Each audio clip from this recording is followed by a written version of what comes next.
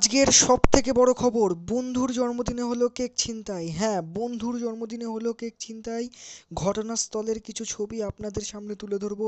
আমাদের সাংবাদিক রিতম মণ্ডল সেখানে উপস্থিত থেকে কিছু ফুটেজ তুলে এনেছে। হ্যাঁ, সেগুলো দেখে নিন। বন্ধুর জন্মদিনে কিভাবে কেক ছিনতাই হলো। চিটিং বাস দেখেছি কিন্তু গরুর মতো দেখিনি কখনো। খাচ্ছে না কেকটাকে, ও পুরোটা ভালো খবর এসছে। সুমন ধরতো বলটাকে, হাত দিয়ে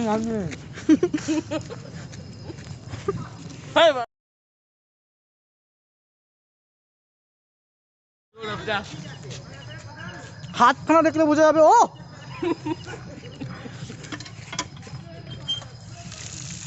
ও চিটিং বাস।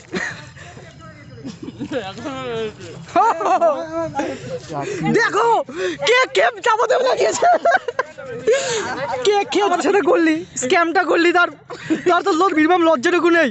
আমি তো বললাম কেকটা ভালো করে হাফ নিবি কেন? ওরে হাফ নিয়েছে, পুরোই তো মেরে দিয়েছে। সম্পূর্ণ কেকটা সাবার করার পরেও কিভাবে নিজের দোষ তিনি অস্বীকার করছেন আর লোকের ঘাড়ে চাপিয়ে দিচ্ছেন, চলুন সম্পূর্ণ ঘটনাটি একবার শুনে নেওয়া যাক, তা যার জন্মদিন আফিরউদ্দিন মণ্ডলের কাছে।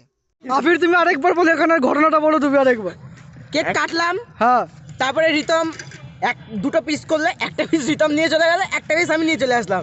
তারপরে বাকি যা ছিল গৌরব একদম হিংস্র কুত্তার মতো এসে ছিনিয়ে নিয়ে চলে গেছে। আপনারা শুনলেন আফিরউদ্দিন মণ্ডলের কাছ থেকে সম্পূর্ণ ঘটনাটি। এবার চলুন আপনাদের দেখাই সেই সমস্ত ছেলেদের যারা আজ কেক না পেয়েই হতাশার মধ্যে দিয়ে বাড়ি ফিরেছে। একটু মনের দুঃখটা বলো। আমার কাছে প্রথমে আমি মতেও পাইনি ভাই, এটাও পেয়েছে। এই যে আজকে সব থেকে বেশি টাকা দিয়েছে। না ভাই, মুখটা দাও। ভাই কিছুই পাইনি ভাই, কিছুই পাইনি ভাই, কিছুই পাইনি ভাই।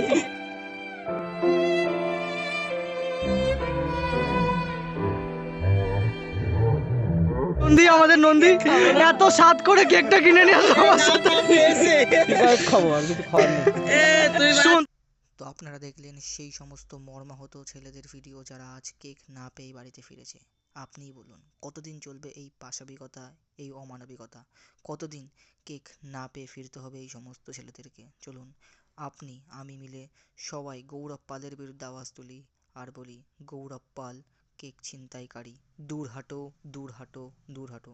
তবে আজকের এই সংবাদ এই পর্যন্তই। ভালো থাকবেন, সুস্থ থাকবেন। জয় হিন্দ।